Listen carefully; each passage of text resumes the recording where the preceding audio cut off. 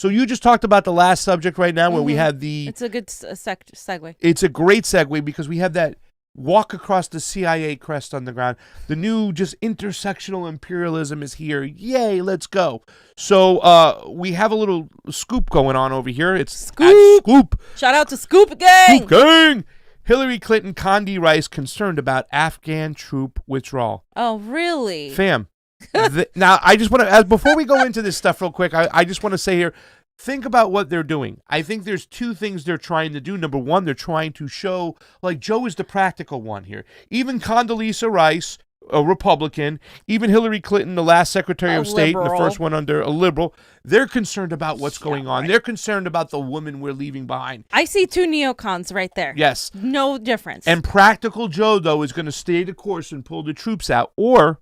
they're manufacturing consent for why they're going to leave troops in there. So when they outsource it to independent groups, they privatize the troops. And now you have mercenaries who don't have to stay by the letter of the law. They can get crazy and go cray-cray and just start chopping people's heads off and never have to pay a price. They're leaving actual psychopaths over there.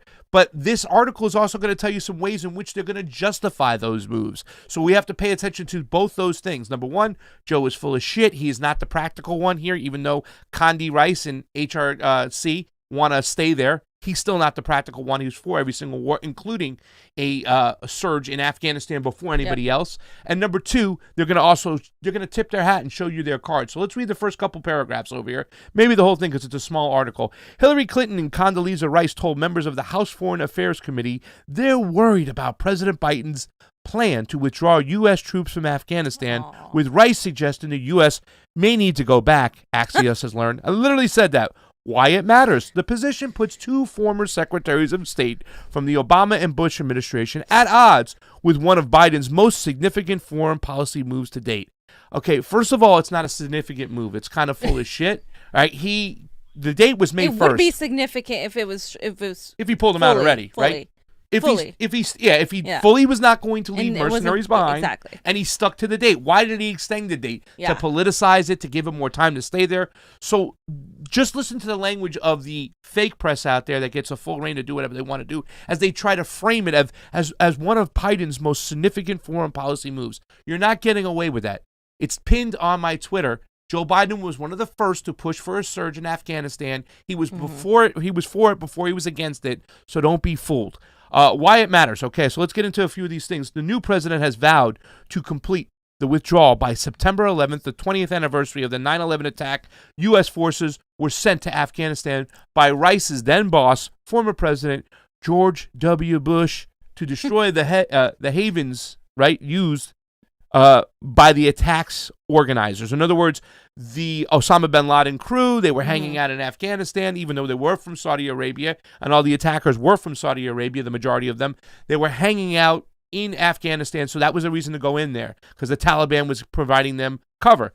Clinton and Rice offered their reactions during a members-only Zoom call Wednesday to attendees, told Axios. Rice's office did not want to comment on the private briefing. Clinton's spokesperson did not respond to a request for comment. What they're saying, we had Secretaries Clinton and Condi Rice Zoom today with the committee. One committee member told Axios a little disagreement on Afghanistan, but they both agreed we're going to need to sustain a counterterrorism mission somehow outside the country. So here they go. They start talking about its counterterrorism mission. We're going to have to stay there. If we don't kill them over there, we're going to have to kill them over here. Yeah, they're giving you the same bullshit language they've been giving you for so many years that we have to stay there. Yep. Yeah. And that's crazy. It was a members-only Zoom call. Yeah. That's really interesting. That is interesting. I hope somebody hacked it and puts it out there. Yeah. I shouldn't say that. I take that back. Please don't kill us for that one, but who knows what might happen. Condi Rice is like, we're probably going to have to go back amid a potential surge in terrorism, the member said.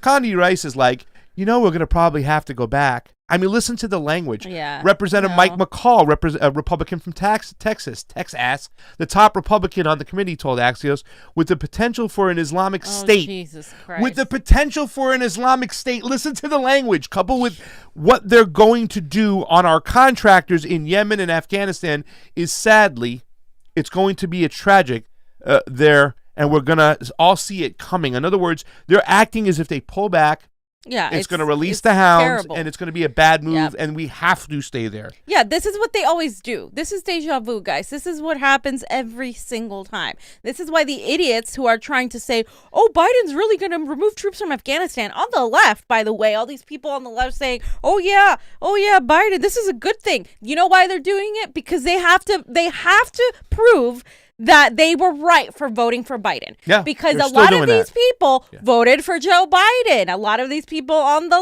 left, supposed anti-imperialists, voted for Joe Biden. And now they have to make sure that they prove to you guys that their vote was justified because Biden was going to be better than Trump. Guess what? He's not doing it. It's in fact worse because guess what? It's going to be more covert. It's going to be hidden. The mainstream media isn't talking about it. He's not saying we're going to go in X persons or X country and take their oil. We're going to go in and shoot these motherfuckers. He's not saying that, but that's what they're doing. And it's covert and it's worse. And then you have these two neocons agreeing together and from the Bush and the Obama administration, supposed opposite ends of the spectrum, right? No, they did the same thing. They continued the plan that was started by Bush into the Obama administration, into the Trump administration, and now back to the Biden administration. Do you not see the game here? It's fucking rigged. But fam, that's two women and one woman of color, in fact. Why are we like bagging on them? And shouldn't it be a breath of fresh air that we have such intersectionalism with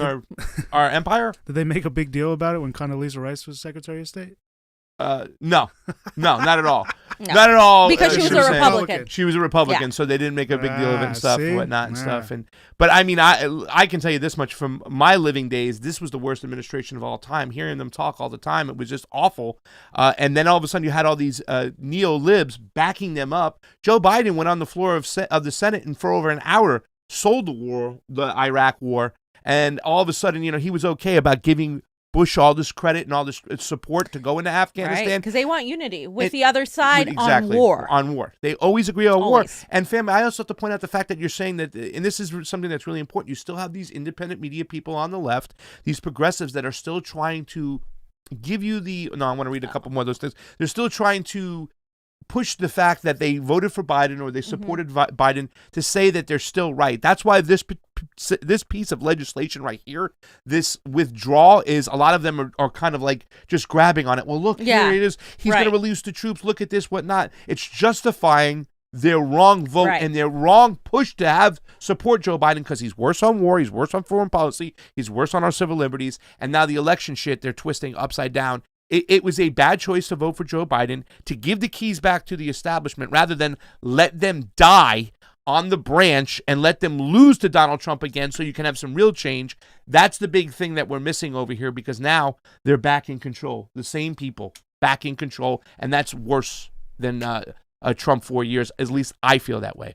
I'm just going to read the last couple parts of this real quick. Another member of the committee confirmed both Clinton and Rice raised concerns about the potential fallout from a quick removal of U.S. troops.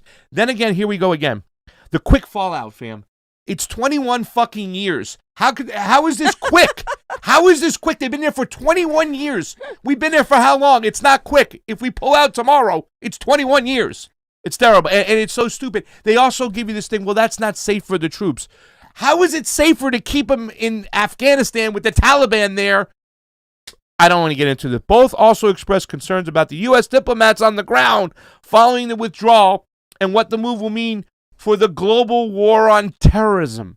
George Bush's war on terrorism. Yes. The background, both Rice and Clinton supported military intervention in the Middle East following the attacks on September 11, 21. That's why we shouldn't be listening to them.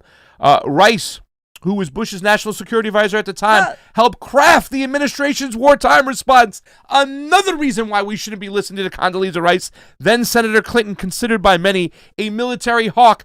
I'm not considering it. She is one. Voted in 2002 to give Bush the authority to go to war, a vote she later regretted while on the presidential campaign trail. Oh, I'm sure no, she didn't. She's fucking lying because she's trying to fucking provide herself cover. Clinton also supported surging additional troops to Afghanistan in 2009. While she was overthrowing regimes in democratic governments in Honduras. Yes, it's terrible. It's disgusting. It's the intersectional fascism. fascism and imperialism, fam. Mm-hmm. Yay!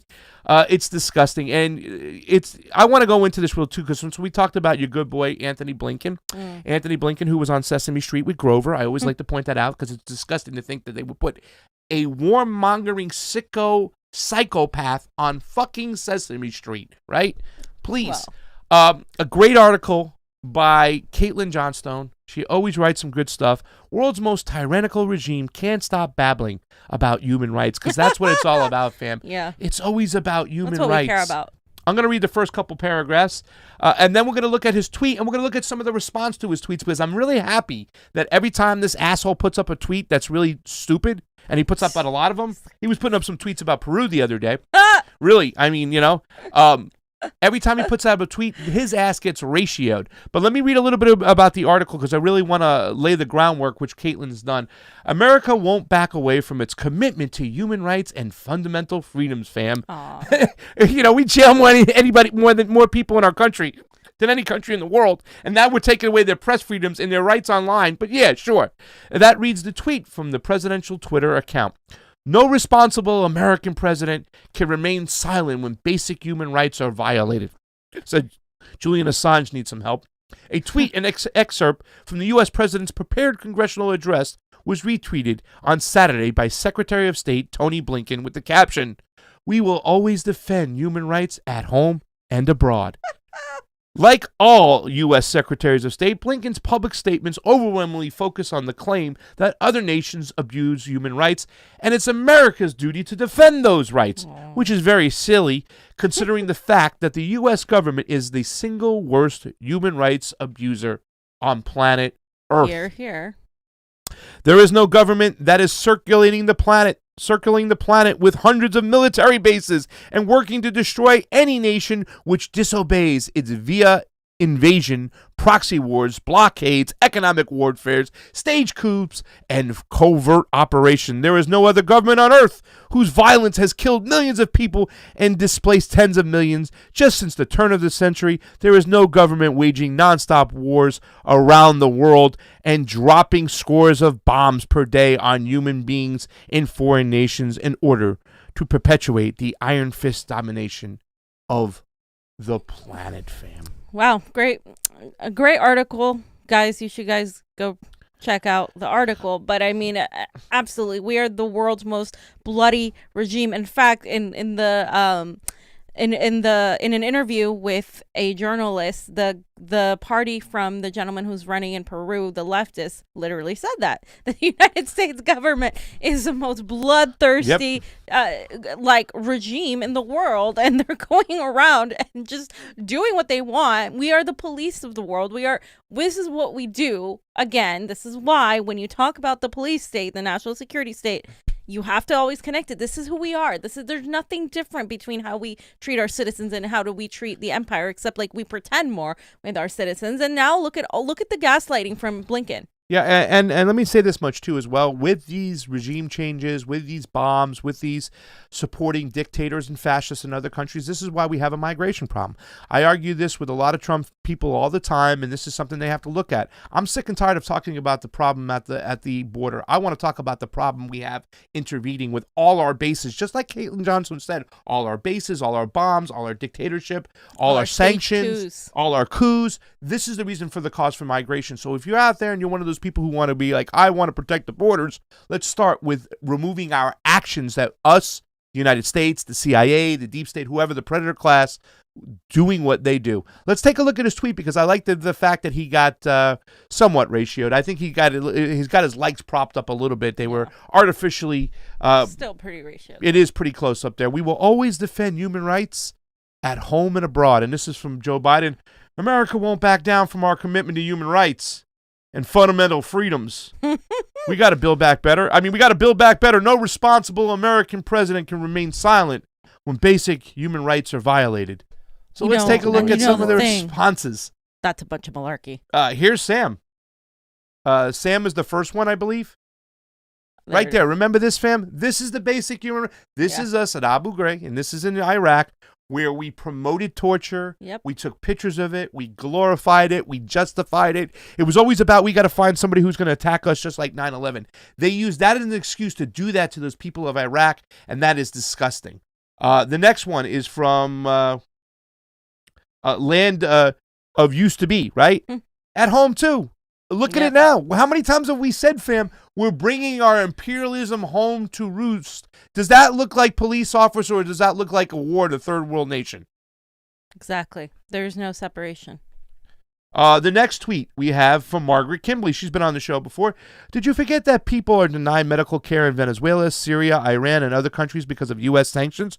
Don't worry. I'm here to remind you. You're welcome. Let's like that tweet because it's so true, fam. We talk about human rights, right? And then we talk about the fact that we put sanctions on people. That's denying medical supplies, care for children in Venezuela, Syria, and Iran.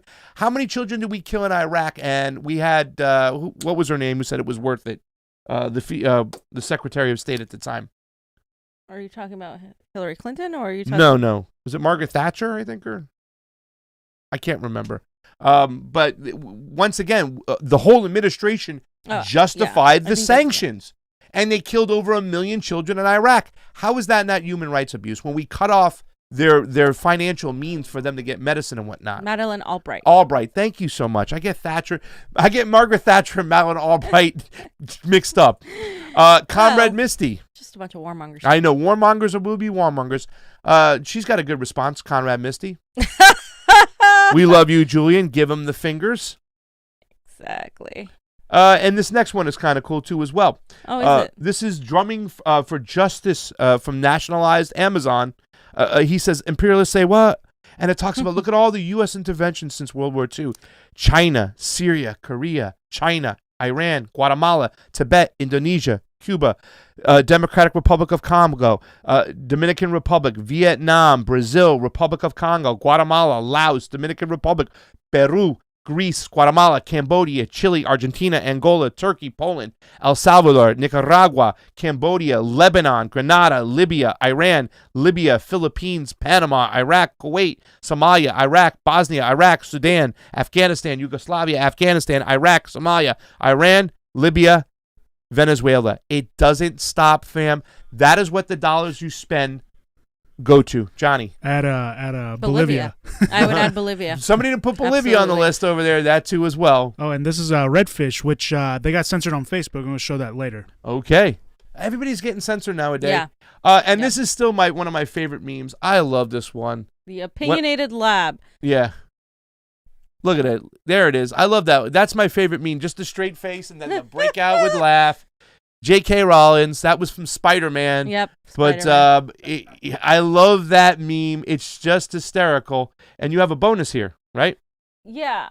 Well, just to come with all the gaslighting and the imperialism, Biden still has time to tweet about how much he cares about not just citizens abroad, all over the world, but his own people. Because he said healthcare should be a right, not a privilege in America. Oh, gee, who said that? And whose language is he using? And what? Then pass fucking healthcare for all or shut up, you lying sack of warmongering shit. Like, how? And this is what these people do. Not just Biden. This is what the squad does. These progressives are like, how would $2,000 change your life? And then guess what? They don't fight back when you don't get it. Oh, how would Medicare for all change your life? What would student debt forgiveness mean to you? A whole lot of nothing unless you fucking do your job. This is just, I'm so done with this gaslighting. They're using social media to put out feel-good things, and a lot of people fall for it because they're like, look, he said it. Yeah. He talked about it. No, dude, what did he do during a supposed pandemic? Not give you health care. In fact, actually, it's gotten worse, and people still, even with a copay, bless you, which costs thousands of dollars, bless you, they have to still pay so much money for getting their treatments. And the gaslighting and the lying has to stop. This guy's been lying for 48 years, ladies and gentlemen. And he's what are they going to do? They'll do the same thing. They'll do their just for show, their little theater of acting like it's the Republicans stopping stuff when they're working hand in hand with them. They really don't want anything that they say they want as far as progressive needs. They just want to take care of their donors and be happy. And they're bought off. They're terrible. Biden got paid like 3 times more for his campaign from Wall Street Military Industrial Complex. than Donald Trump did, big tech. They gave him money. And real fascism is when the corporations merge with the state, and that's what we have right now. And it's a shame because a lot of people are falling for it. Yep. The mitigating damages, they're still trying to justify their voting or pushing the voting of Joe Biden. You made a serious mistake, and it's going to come back to bite you in the ass. And it's about time that some of you people who are kind of out there pushing that narrative, that rhetoric, it's time you change your tune and say, you know what? My bad. Yeah, my B. That's it. Whatever, however you want to say it. I said my B for supporting AOC. My B. Yeah. My B. My B. My B. Johnny, anything else on that? The last thing on this subject is that if you follow us on Instagram, everybody, get us to 10,000 so we can post links on Instagram. Please get us on 10,000 on Instagram. It's tough. Peak intersectional imperialism. How it started, how it's going. That's what someone posted. They're like, this is how it started. Now this is how it's going. Woo! Yeah. But then feels like peak intersectional imperialism. Right, because first of all, that little girl is not Kamala Harris. That little girl was, I think her name was Ruby. She was the one that was in that case.